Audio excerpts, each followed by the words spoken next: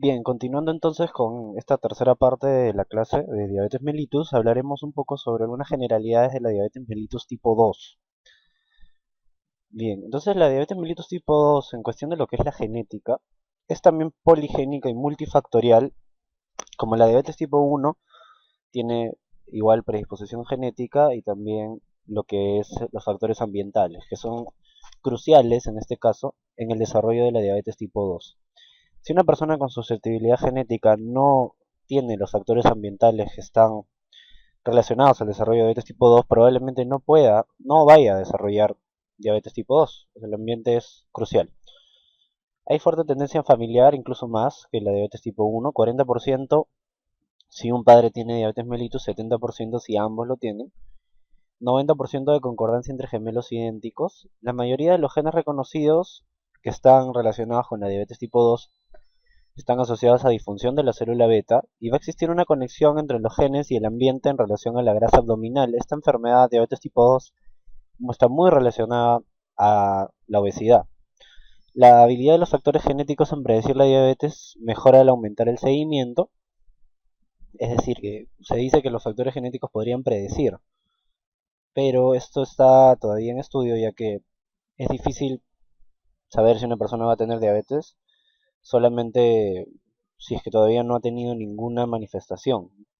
De repente sería solamente con la tendencia familiar, o sea, si tiene ambos padres que sean diabéticos, de repente se podría hacer un estudio genético para predecir si es que esta persona va a desarrollar la enfermedad. Entonces, algunos ejemplos de unos genes relacionados a la diabetes tipo 2, tenemos por ejemplo el TSF7L2, la calpaína 10, el PPAR gamma 2, que tienen un riesgo relativo respectivo como estamos viendo. Este está relacionado a la secreción de insulina de manera directa y de manera indirecta a través del GLP-1, que es una incretina. Posteriormente hablaremos de las incretinas y también sobre la maduración del adipocito. El calpaína 10 es un gen que modula la apoptosis de la célula beta y altera la expresión y actividad de GLUT4 en el músculo esquelético. GLUT4 será el transportador de glucosa que utiliza el músculo para captar glucosa. Y el PPAR gamma 2 regula las adipoquinas, que son citocinas que son producidas por el tejido graso, que en la diabetes están disreguladas. Y entonces por eso la mutación del PPAR gamma estaría relacionada al desarrollo de diabetes tipo 2. El PPAR gamma incrementa la masa de células beta por un incremento de grasa de la dieta, tratando de compensar. Entonces, son los factores de riesgo para el desarrollo de diabetes mellitus? Los más conocidos: la edad más de 45 años, sobrepeso, un IMC de más de 25, sedentarismo, antecedentes familiares. Algunas razas o etnias están más relacionadas al desarrollo de diabetes mellitus. Algunos anticuerpos identificados, esto en el caso de diabetes mellitus tipo 1, antecedentes de diabetes gestacional, hipertensión arterial, más de 140-90 milímetros de mercurio, un HDL menos de 35 y o triglicéridos más de 250, es decir, deslipidemia, algún antecedente de enfermedad cardiovascular, el síndrome de ovario poliquístico, muy relacionado a la diabetes mellitus, y algunas otras condiciones asociadas a insulinoresistencia, como por ejemplo la acantosis nigricans y la obesidad severa. La obesidad severa, sobre todo, es uno de los factores más importantes en el desarrollo de diabetes mellitus tipo 2. Entonces, la hiperglicemia en la diabetes mellitus tipo 2 es una combinación de resistencia a la insulina con deficiencia en la secreción de insulina. Hay ambos defectos. Ya hemos dicho que puede predominar uno o puede predominar el otro. Cuando ocurre el agotamiento del páncreas, es decir, en un principio, la resistencia a la insulina, que es el primer defecto, trata de ser compensada con un incremento de la secreción de insulina por las células beta. Pero va a llegar un momento en que la célula beta se va a agotar y ahí la resistencia a la insulina se va a combinar con una deficiencia de insulina. Y es ahí cuando el paciente empieza con la diabetes clínicamente establecida, después de años de haber tenido insulinoresistencia. Entonces, si vemos la historia natural de la diabetes mellitus tipo 2, estamos viendo que la obesidad es uno de los factores más importantes. Entonces, la gran masa de tejido graso que va a tener la persona va a liberar adipoquinas, que van a estar disreguladas, va a haber ácidos grasos libres en exceso, va a haber inflamación del tejido graso. Esto vamos a ver que los ácidos grasos, el exceso de ácidos grasos libres media algunas vías de resistencia a la insulina junto con las adipoquinas. Entonces cuando existe ya resistencia a la insulina, la célula beta va a tratar de compensar. Por lo tanto tendremos una secreción de insulina elevada. Y la glicemia en este caso puede ser normal a intolerancia a la glucosa de repente. Es decir, alteraciones en el test de tolerancia oral a la glucosa a las 2 horas.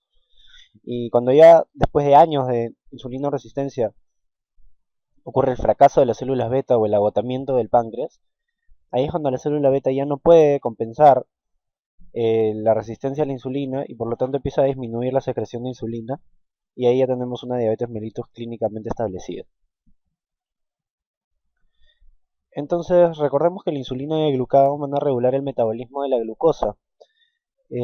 Cuando estamos en ayuno, la hormona que va a predominar es el glucagón, ¿no? Y el glucagón lo que hace es incrementar la gluconeogénesis para incrementar la glucosa.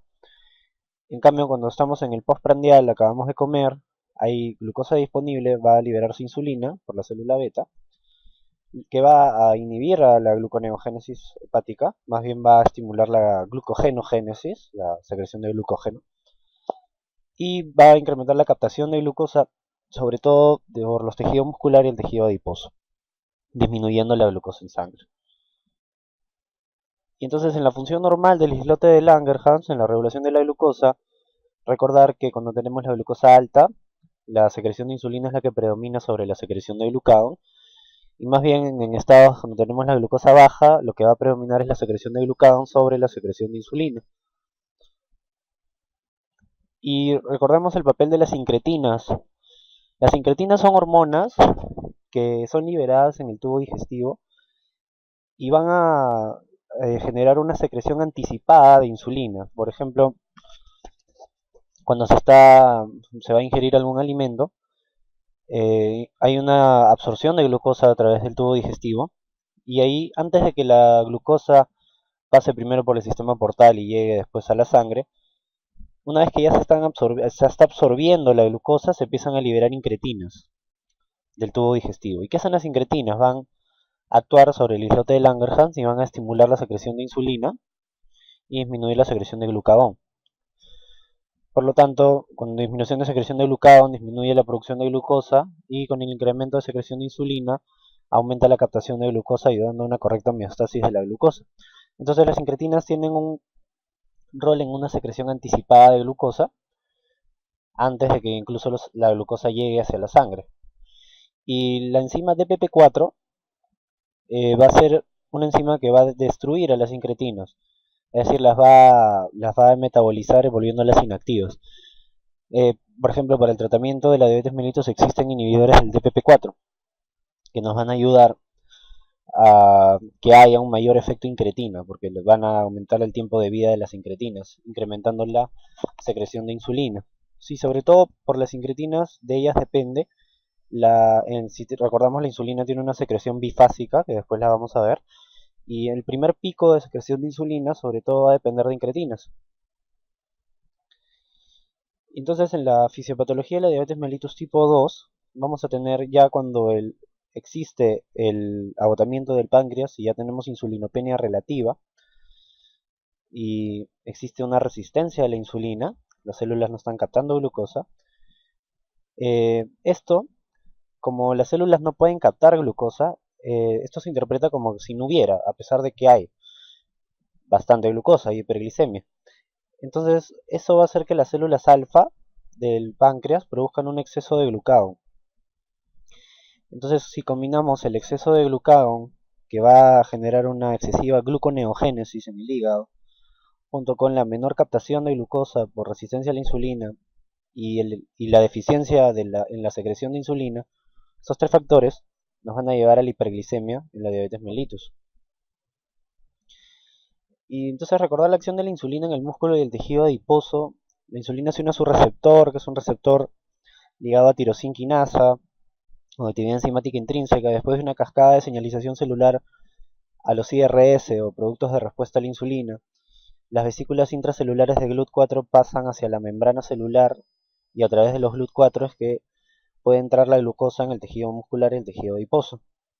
Entonces, cuando hay resistencia a la insulina, este receptor no está funcionando bien, no ocurre esta cascada, entonces los tejidos no son capaces de captar glucosa. Y la secreción de insulina por la célula beta, recordar que el principal estímulo para la secreción de insulina es la glucosa, si bien es cierto, o sea, es la hiperglicemia, si bien es cierto también hay otros como el exceso de ácidos grasos libres, el exceso de proteínas. Entonces, la célula beta del páncreas, acá la tenemos, lo que hace es captar la glucosa a través del GLUT2. Primero ocurre una fosforilación a través de la glucoquinasa, lo que permite que la glucosa ya no salga. Ocurre el metabolismo de la glucosa, que nos forma ATP, y el ATP cierra el canal de potasio dependiente de ATP. Cuando se cierra este canal de potasio, el incremento de potasio intracelular genera una despolarización en la membrana, genera un potencial eléctrico, y este potencial eléctrico genera la apertura de canales de calcio dependientes de voltaje, y al final el calcio va a ser el encargado de liberar las vesículas de insulina y que la insulina se secrete. Este es el mecanismo de secreción de insulina. Entonces, estamos viendo que en la diabetes mellitus tipo 2 existe resistencia a la insulina junto con difusión de la célula beta. Entonces, la resistencia a la insulina, si recordamos, la insulina en el adipocito lo que hace es promover la lipogénesis, es decir, la depósito de grasas, ¿no? Mediante estimulación de la lipoproteína lipasa e inhibición de la lipasa sensible hormona. Cuando existe resistencia en el tejido adiposo, lo que va a hacer va a incrementar la lipólisis en gran cantidad, liberando bastante ácidos grasos libres en plasma, y a su vez el músculo también va a captar estos ácidos grasos libres. El transporte de glucosa por GLUT4 a su vez está disminuido al músculo y al adipocito. El hígado, recordar que está produciendo un exceso de glucosa, en parte por el exceso de glucagón que hay, y también porque tiene sustratos. Se está degradando el adipocito, ¿no? Y el glicerol a partir de los triglicéridos puede ser sustrato de la gluconeogénesis, junto con también aminoácidos cuando se está degradando el músculo. Entonces la persona que era obesa en un principio, junto con la degradación del tejido adiposo y de emaciación muscular que está ocurriendo, empieza a perder peso, que es uno de los síntomas principales de la diabetes mellitus.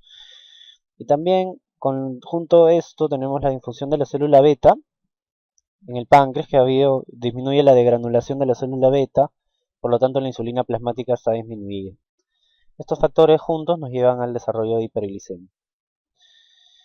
Y el papel de las incretinas en la fisiopatología de la diabetes tipo 2. En una persona con diabetes tipo 2, la respuesta incretina está severamente alterada o disminuida.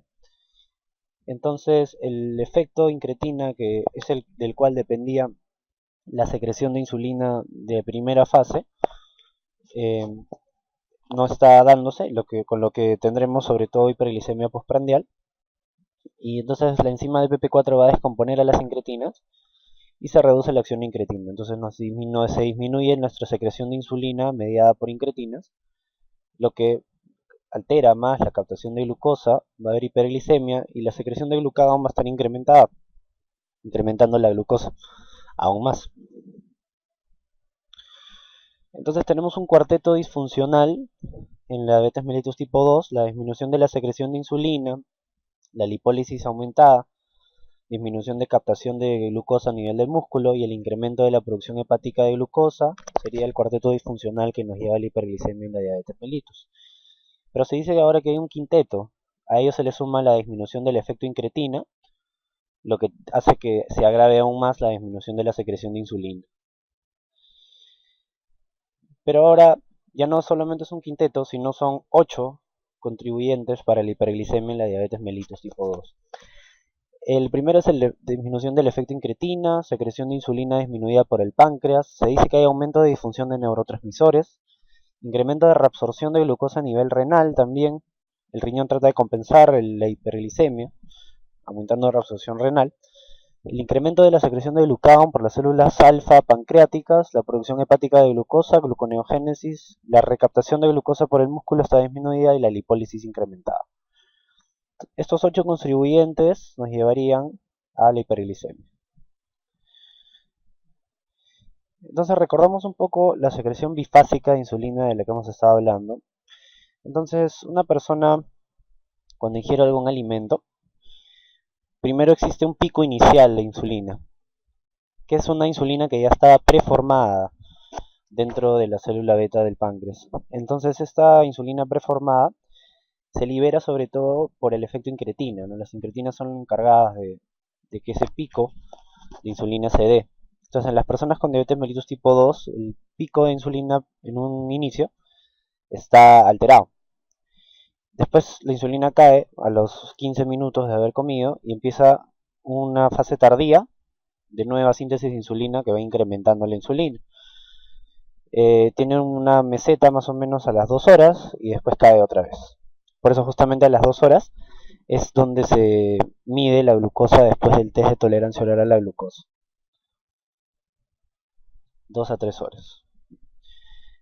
Y cuando existe disfunción de la célula beta, acá tenemos el mismo gráfico en una persona normal, la primera fase de secreción, y en el diabético tipo 2 no existe esa primera fase de secreción de insulina. En respuesta aquí lo hicieron a una sobrecarga intravenosa de glucosa.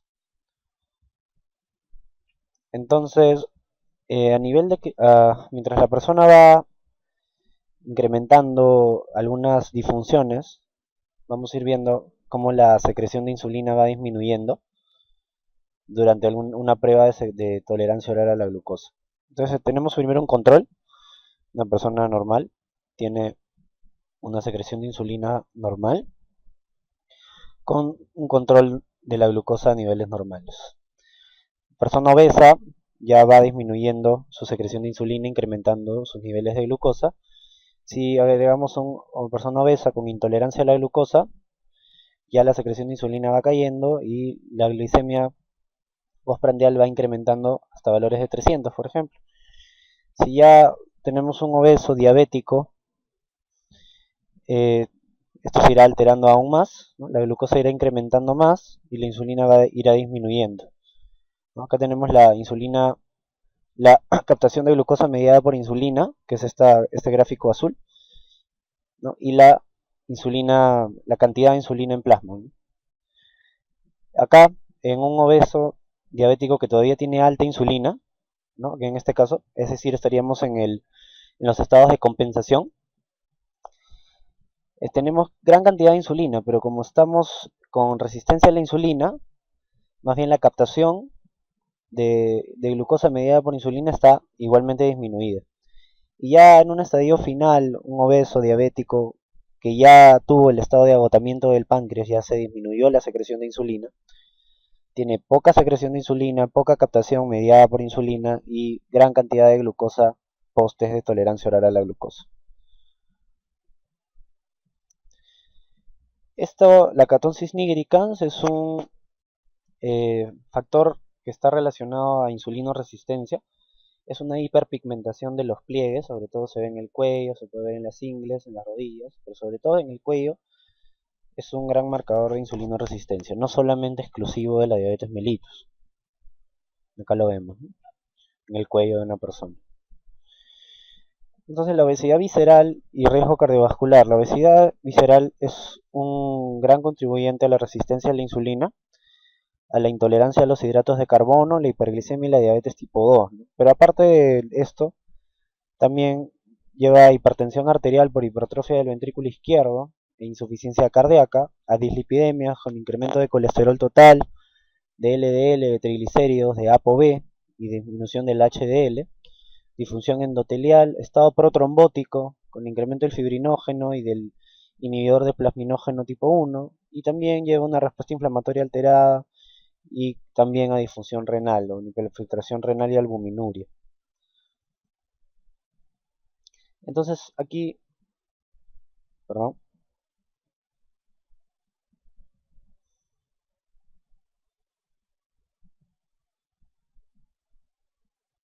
ahí está, disculpen. Entonces aquí vemos algunas relaciones entre la obesidad, diabetes, hipertensión e hipertrigliceridemia. Entonces tenemos la obesidad, incremento de grasa abdominal va a incrementar la secreción de ácidos grasos libres, contribuyendo a la hipertrigliceridemia, ¿no? A más adiposidad abdominal, mayor secreción de ácidos grasos libres. La secreción de ácidos grasos libres incrementada disminuye la depuración de insulina. Si tenemos diabetes mellitus no insulino dependiente, habrá resistencia a la insulina con un exceso de secreción de insulina compensatoria en un principio. Ello, con la disminución de la depuración de insulina, lleva a hiperinsulinemia, y la hiperinsulinemia está relacionada a hipertrofia vascular, a retención de sodio y aumento de la actividad simpática, lo que nos puede llevar a desarrollo de hipertensión arterial. Entonces siempre estas cuatro situaciones están muy relacionadas y es muy probable que un mismo paciente tenga las cuatro alteraciones a la vez. Entonces el tejido adiposo libera mediadores de insulinoresistencia, sobre todo lo que es la adiposidad central o abdominal. ¿Qué mecanismos de insulinoresistencia libera el tejido adiposo? Existe primero el mecanismo de lipotoxicidad, que es el incremento de los ácidos grasos libres que van a interferir con las señales del IRS, del receptor de insulina, lo que lleva a la resistencia a la insulina, sobre todo en el músculo esquelético, ¿no? Disminuye su sensibilidad. Y tenemos otro mediador que es la secreción desregulada de adipoquinas, sobre todo la leptina y la adiponectina, que ahora vamos a ver qué mecanismos tienen estas dos adipoquinas. Entonces, resistencia a la insulina en la obesidad, existe la secuencia fisiopatológica. El defecto es por receptor, porque son alteraciones en las señales del IRS. Entonces, esto generará resistencia a la insulina, hiperinsulinismo compensatorio, y el hiperinsulinismo lleva a su vez a un down regulation de los receptores, es decir, los receptores empiezan a disminuir. Esto nos llevará a mayor resistencia a la insulina, incrementando el problema. Hablemos un poco de la leptina. La leptina es una hormona que es producida por el tejido adiposo. Es codificada por un gen OB, gen leptin, expresado sobre todo en los adipocitos. Los receptores de leptina también se expresan en el cerebro y tejidos periféricos. Actúa como un feedback negativo para la homeostasis de la energía. ¿Qué es lo que hace la leptina? La leptina lo que hace es incrementar la utilización de la energía, es decir, las vías metabólicas para utilización de la energía, y disminuir el apetito. Y existe la mutación del gen OB, causa entonces hiperfagia, obesidad y diabetes tipo 2, del gen que codifica la leptina. La mayoría de los pacientes obesos van a poseer resistencia a la leptina, es decir, no actúa bien la leptina, por lo tanto hay disminución de la utilización de la energía y hay incremento de la cantidad de comida que se ingiere, habrá hiperfagia.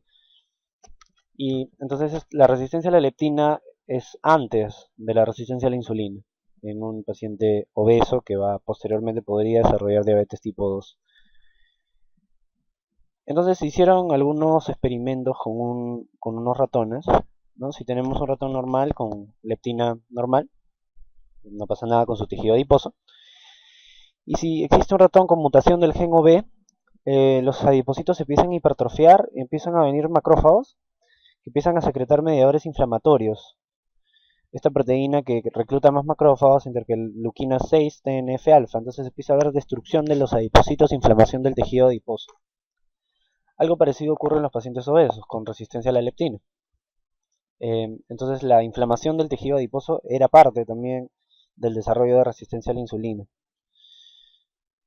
Entonces, si hablamos un poco como el tejido adiposo como órgano endocrino, vamos a tener a un ratón con leptina normal, un ratón con lipoatrofia, es decir, le hemos sacado el tejido adiposo, no tiene leptina por lo tanto porque la leptina se produce en el tejido adiposo. Ahí hacemos un trasplante de grasa y lo que ocurre es incremento de la sensibilidad a la insulina y disminución de la esteatosis hepática y de la ingesta de comida.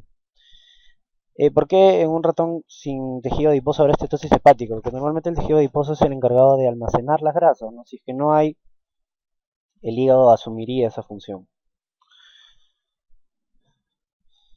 Entonces, si tenemos el ratón con lipoatrofia y aparte un ratón con mutación del gen OB que sí tiene tejido adiposo pero no produce leptina, si hacemos un trasplante de grasa no ocurrirá nada. Si hacemos lo mismo, pero le agregamos leptina aparte, como molécula, si hay efecto, incremento de la sensibilidad a la insulina, disminución de la esteatosis hepática y de la ingesta de alimento. Si lo hacemos al ratón con lipoatrofia, le damos leptina sola, también hay incremento de sensibilidad hepática, de sensibilidad a la insulina y disminución de la esteatosis hepática y la ingesta de comida. Y si hacemos también al ratón que no tiene leptina por mutación del gen OB, le damos leptina, igual ocurren los efectos positivos de la leptina. Otra es la adiponectina. La adiponectina es una adipoquina antidiabética que está secretada exclusivamente por los adipocitos. En cuestión de lo que estamos hablando de diabetes mellitus, existe hipoadiponectinemia relacionada a insulinoresistencia. El PPAR gamma es uno de los genes que induce la expresión de la adiponectina a través del RNA mensajero. Y el PPAR gamma alterado el PPAR gamma disminuye la resistencia a la insulina, disminuye los ácidos grasos libres. Entonces, si está alterado el PPAR gamma, habrá una alteración de la secreción de adiponectina y también será otro mediador de la resistencia a la insulina. El PPAR gamma es bloqueado por el TNF-alfa. Si recordamos, hay inflamación del tejido adiposo, se está liberando bastante TNF-alfa a nivel del tejido adiposo. Se dice que la adiponectina tiene una relación inversamente proporcional con el nivel de aldosterona. Y por último, si hablamos un poco de la hiperinsulinemia y el síndrome de ovario poliquístico, en el síndrome de ovario poliquístico, la hiperinsulinemia está asociada al incremento de la GnRH, lo que incrementa la producción de los andrógenos ováricos, que también son hormonas que incrementarán la glucosa. La insulina va a inhibir la síntesis de las globulinas ligadoras de hormonas sexuales, y esto podría estar relacionado al incremento del nivel de testosterona en las mujeres, que es parte de este síndrome de ovario poliquístico. Se dice que el 85% de los diabéticos tipo 2 son obesos y que la disminución del peso podría hasta curar la diabetes mellitus tipo 2. O sea, en el tratamiento de la diabetes mellitus tipo 2 es muy importante primero los estilos de vida, el manejo dietético, el manejo con ejercicios y después, posteriormente, ya el manejo farmacológico. Se dice que todos los obesos en algún momento tienen hiperinsulinemia e insulinoresistencia, pero el mayor porcentaje de ellos no llega a desarrollar diabetes mellitus. Si le sumamos el defecto primario de las células beta, la obesidad normalmente lo que haría es incrementar la masa de células beta para tratar de compensar. Eso ocurre en un principio. Pero ya cuando ocurre el agotamiento del páncreas del que hemos hablado, empieza a haber apoptosis de las células beta y disminuye la masa de células beta en un final, generando intolerancia a la glucosa y posteriormente diabetes mellitus. Se dice que hay depósito de amilina en el tejido pancreático a nivel de los islotes, lo que generaría mayor alteración del islote de Langerhans. Y por lo tanto apoptosis de células beta, disminución de la masa de células beta. Entonces, este es el escenario fisiopatológico. Avanzando en el tiempo, ¿no? Tenemos primero el peso corporal de la persona, aquí su glucosa postprandial, su glucosa basal, la sensibilidad a la insulina y la concentración de insulina.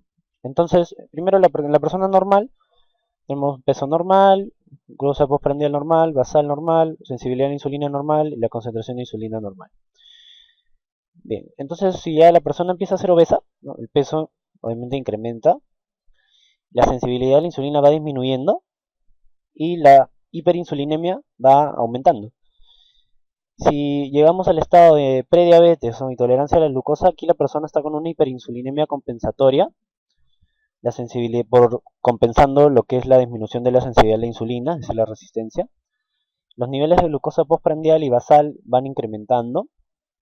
Y ya cuando llegamos al diagnóstico de diabetes tipo 2, aquí ya la hiperinsulinemia cae y la sensibilidad a la insulina cae aún más, habiendo posterior falla de las células beta.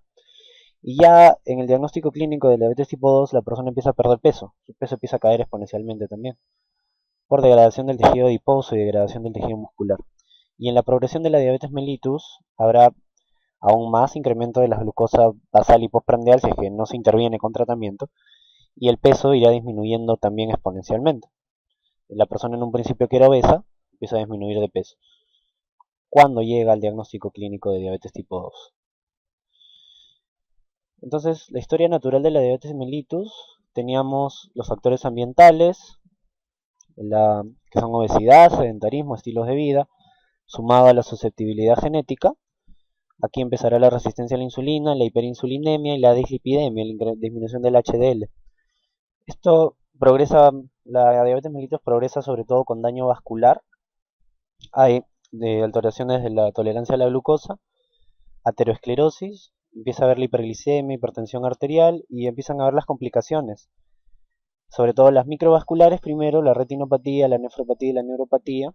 También existen las macrovasculares, son sobre todo enfermedad aterosclerótica, puede ser enfermedad arterial periférica, infarto agudo de miocardio, accidente cerebrovascular, que son sobre todo esos episodios cardiovasculares agudos los que llevan a la muerte del paciente.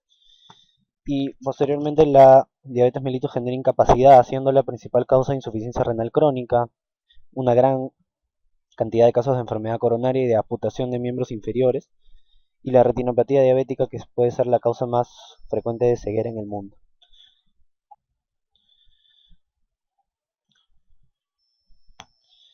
Entonces, en la deficiencia de insulina, ya sea en diabetes mellitus tipo 1 o tipo 2, vamos a tener el tejido adiposo empieza a incrementar su lipólisis e incremento de ácidos grasos libres. El exceso de glucagón nos llevará, junto con el exceso de lipólisis, al desarrollo de cetogénesis y el incremento de la VLDL. Y recordar que a nivel del endotelio existe la lipoproteína lipasa, que es la enzima encargada de la degradación de las lipoproteínas, sobre todo de la VLDL, kilomicrón, y esta es activada por insulina. Entonces, como la insulina está fallando, eh, la disminución de la lipoproteína lipasa lleva a que no haya una buena depuración de lipoproteínas, ¿no? Esto relacionado al exceso de lipólisis, al exceso de ácidos grasos libres, que hace que haya mayor VLDL, lleva al desarrollo de la dislipidemia en el diabético tipo 2. Y cetogénesis, también recordar que la cetogénesis viene a partir de la degradación de los ácidos grasos hasta acetil-CoA, y como el glucagón se gasta los intermediarios del ciclo de Krebs, ya el acetil-CoA formado por la beta-oxidación de los ácidos grasos no puede pasar al ciclo de Krebs y por lo tanto pasa a la cetogénesis. Esto sobre todo se da en la deficiencia absoluta de insulina. También la deficiencia de insulina a nivel del músculo disminuirá la captación de aminoácidos, disminuirá la síntesis proteica y lleva un balance negativo de nitrógeno con una pérdida notoria de proteínas. Entonces el músculo se empieza a degradar. También se empieza a degradar con el objetivo de ser sustrato gluconeogénico, los aminoácidos. Y los aminoácidos que no son captados van al hígado para hacer gluconeogénesis e incrementar más el problema de la hiperglicemia. Las infecciones en un paciente diabético son un estrés para el organismo, ¿no? Y recordar que en el estrés el organismo libera una cantidad de hormonas, ¿no? Una serie de hormonas contrarreguladoras que son sobre todo adrenalina, noradrenalina, glucagón, cortisol. Y es por ello, como esas hormonas contrarreguladoras todas incrementan la glucosa, en una infección se exacerba la deficiencia de insulina y las infecciones entonces son una de las principales causas de descompensación aguda en un paciente diabético, o sobre todo, por ejemplo, para la inducción de la cetoacidosis diabética. El síndrome hiperglicémico, ya hablando un poco de la clínica de los pacientes diabéticos, que es a lo que nos vamos a dedicar a partir de ahora, está causado por 5 P's, ¿no? Poliuria, polifagia, polidipsia, pérdida de peso y prurito. De estas, las primeras 3 y la última están bien explicadas y las vamos a explicar en las siguientes diapositivas. No, perdón, las 4 primeras están bien explicadas, mientras que la quinta, que es el prurito, no está tan bien explicada. Entonces vamos a ver cómo es que un paciente, recordar, poliuria es exceso de orina, ¿no? En un día, ¿no? Orina litros de agua. Polifagia es el exceso de ingesta de alimentos, ¿no? Polidipsia el exceso de ingesta de líquidos y pérdida de peso. Entonces, si recordamos, existe un umbral renal de captación de reabsorción de glucosa, que es 180 miligramos por decilitro, ¿no? Cuando ya la glucosa supera los 180 miligramos por decilitro, vamos a tener glucosuria, es decir, se va a empezar a perder glucosa a nivel renal. Esta glucosuria nos lleva a diuresis osmótica, porque la glucosa actúa como un agente osmótico, es decir, dentro del túbulo renal la glucosa va a jalar agua. y en este proceso de que jala agua, actuando como agente osmótico, incrementa el flujo urinario. Entonces esa diuresis osmótica explica la poliuria y también ocurre nocturia en estos pacientes, empiezan a orinar muchas veces en la noche. Y obviamente cuando está orinando mayor cantidad de lo normal, hay deshidratación que se tiene que reponer con incremento de la sed, con polidipsia, el incremento de ingesta de líquidos. La glucosuria, a su vez, la glucosa son calorías, se está perdiendo calorías. Más de 75 gramos de glucosa nos hace perder más o menos 300 kilocalorías al día, si estamos perdiendo la glucosa por la orina, contribuyendo a la pérdida de peso. Y la hiperglicemia no controlada, a su vez, nos lleva a la polifagia. Y si nosotros también la deshidratación estamos perdiendo agua, también se está perdiendo peso. La insulinopenia en la diabetes tipo 1 sobre todo, pero también en la diabetes tipo 2, que cuando hay cierta insulinopenia relativa, lleva gran catabolismo proteico y emaciación muscular, que contribuye más a la pérdida de peso. Y recordar también la lipólisis, también contribuye a la pérdida de peso. Esto hace que, por ejemplo, en los niños con diabetes tipo 1 haya falla en el crecimiento. A su vez, infecciones por Candida albicans del tracto urinario son comunes, ya que el exceso de glucosa a nivel de los túbulos renales, a nivel del tracto urinario, lleva a que la cándida le guste crecer en ese medio, rico en glucosa. También recordar la osmolaridad plasmática en la diabetes mellitus. Esto sobre todo nos va a servir para las crisis hiperglicémicas, sobre todo el síndrome hiperglicémico hiperosmolar. Entonces la osmolaridad, su fórmula es 2 por sodio más potasio más glucosa entre 18 más BUN entre 2.8. Normalmente el sodio es el contribuyente más importante de la osmolaridad plasmática en la diabetes mellitus. La glucosa en realidad en valores normales tiene muy poco que tallar en la osmolaridad, ¿no? Recordar los valores normales son más o menos 300 miliosmoles por litro. Pero ya cuando ocurre un incremento de la glucosa en exceso, sobre todo por ejemplo en el estado hiperglicémico hiperosmolar tiene que ser más de 600, ahí ya habrá gran incremento de la osmolaridad plasmática con posterior mayor deshidratación celular. Y esto, por ejemplo, puede generar cambios en el contenido del agua del cristalino, causando visión borrosa en estos pacientes. Y bien, entonces con esta parte hemos terminado la tercera parte de la clase de diabetes mellitus. Faltan todavía dos partes más.